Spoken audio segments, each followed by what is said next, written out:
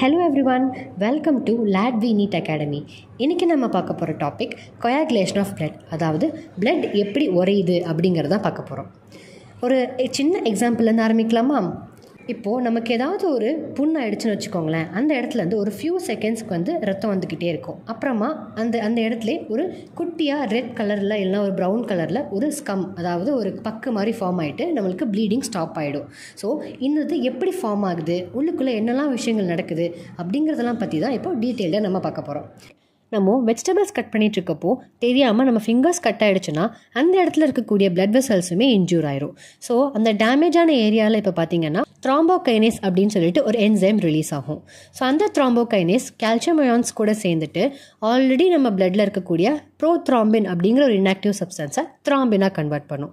So இந்த த்ராம்பின் எதுக்கு help பண்ணுன்னு பார்த்தீங்கன்னா, நம்ம பிளாஸ்மாவில் ஃபைப்ரினோஜன் சொல்லிட்டு ஒரு இன்ஆக்டிவ் சப்ஸ்டன்ஸ் இருக்கும். அந்த சப்ஸ்டன்ஸை ஃபைப்ரினாக கன்வெர்ட் பண்ணுறதுக்கு ஹெல்ப் பண்ணும்.